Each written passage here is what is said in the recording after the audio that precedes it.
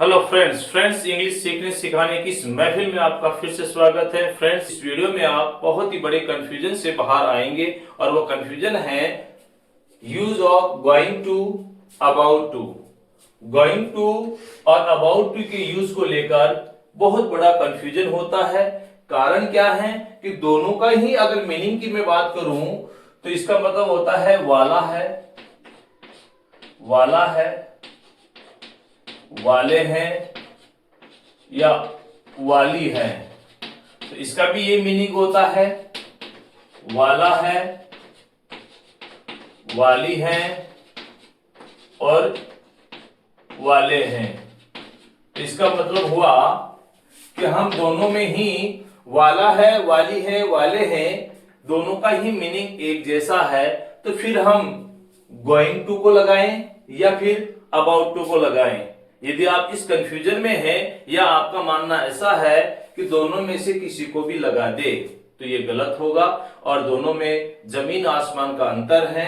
जहां going to आएगा वह अबाउट टू नहीं आएगा और जब अबाउट टू आएगा वह गोइंग टू नहीं आएगा। जब आप ऐसे बोल रहे होते हो कि बस आने वाली है, सूर्योदय होने वाला है, हम अगले महीने एक नई दुकान खरीदने वाले हैं, मैं 2 दिन बाद कोटा जाने वाला हूं, तो ऐसे सेंटेंसेज में आपको ये अंतर करते हुए दिखना है कि किसके साथ आप गोइंग टू लगाएंगे और किसके साथ आप अबाउट टू लगाएंगे। तो इनका बेसिक जो डिफरेंस है वो ये है कि जब आप गोइंग टू की बात कर रहे होते हैं तो इसका मतलब है कि आप भविष्य में होने वाले किसी कार्य की बात करते हैं, किसी कार्य की बात करते हैं, अर्थात फ्यूचर प्लान की आप बात करते हैं, फ्यूचर प्लान की आप बात करते हैं और इसमें आप ये बता रहे होते हैं कि आगे ऐसा होगा, आगे ऐसा किया जाएगा, मतलब आगे आप क्या करने वाले हैं, मतलब आप क्या करेंगे। जब इसके ओरिजिनल मीनिंग की अगर हम बात करें तो ये ओरिजिनल मीनिंग देता है गा गे गी, गा गे गी। आप चाहे तो इसमें ये भी कह सकते हो कि हम अगले महीने एक नई दुकान खरीदेंगे, या फिर आप ये कह सकते हो अगले महीने हम एक नई दुकान खरीदने वाले हैं। दोनों का मतलब एक ही होता है और दोनों के लिए आप गोइंग टू का प्रयोग करेंगे। जब बात आती है अबाउट टू की तो अबाउट टू वाले सेंटेंस में वाला है, वाली है, वाले हैं ये मीनिंग तो देगा, लेकिन यहां इसके यूज को लेकर अगर हम बात करें तो बोलने के तुरंत बाद होने वाले कार्य को बताने के लिए, कार्य के लिए प्रयोग करते हैं, यानी इसका यूज, प्रयोग है इसका, यानी इसका यूज किया जाता है। कहने का मतलब आपने कोई काम कहा, यानी कोई बात कही, मैं कहूं कि बस आने वाली है और 2-4 मिनट में बस आ जाए, और अगर मैं कहूं कि साहब मोहन आने वाला है तो 2-4 मिनट बाद मोहन आ जाए, और अगर मैं कहता हूं कि मोहन 2 दिन बाद आने वाला है या 2 दिन बाद आएगा, तो उस कंडीशन में आप जब बता रहे होते हो फ्यूचर प्लान की बात तो फ्यूचर प्लान के तौर पर आप गोइंग टू का प्रयोग करेंगे, और जहां तुरंत बाद की बात करते हैं, जो वक्ता कोई बात कह रहा है उसके तुरंत बाद कोई काम हो रहा है, तो वहां आप अबाउट टू का प्रयोग करेंगे। अगर प्रेजेंट की बात करते हैं तो यहां प्रेजेंट में आप इज एम आर का प्रयोग करोगे, और यही बात अगर पास्ट की बताते हैं तो वहां आप वॉज वर का प्रयोग करोगे। यहां पर भी ऐसा ही है कि प्रेजेंट के लिए आप इज एंड आर सब्जेक्ट के अनुसार, और पास्ट में आप वाज और वर सब्जेक्ट के अनुसार आप प्रयोग करेंगे। अगर इसके स्ट्रक्चर की मैं बात करूं कि इनको स्ट्रक्चर में कैसे प्रयोग किया जाता है, तो स्ट्रक्चर के तौर पर इसमें लिखेंगे कि सबसे पहले आप सब्जेक्ट लिखेंगे, सब्जेक्ट के बाद आप बी वर्ब लगाएंगे, सब्जेक्ट के बाद आप बी वर्ब लगाएंगे, बी वर्ब में आपके इज एंड आर प्रेजेंट को दिखाता है और वॉच और वर आपके पास्ट को दिखाता है। इसके बाद अगर आप अबाउट टू की बात कर रहे हैं, अबाउट टू की बात कर रहे हैं तो अबाउट टू आएगा, और यदि आप अबाउट टू की बात नहीं कर रहे हैं तो आप गोइंग टू की बात, तो गोइंग टू आएगा। और उसके बाद आप लिखते हैं वर्ब की फर्स्ट फॉर्म, और इसके बाद आप लिखते हैं ऑब्जेक्ट या फिर अदर वर्ड जरूरत के अनुसार।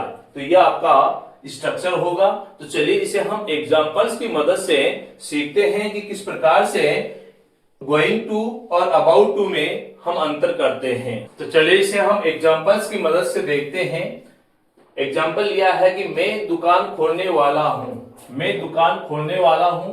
दूसरा सेंटेंस लिया है कि अगले महीने में एक दुकान खोलने वाला हूं।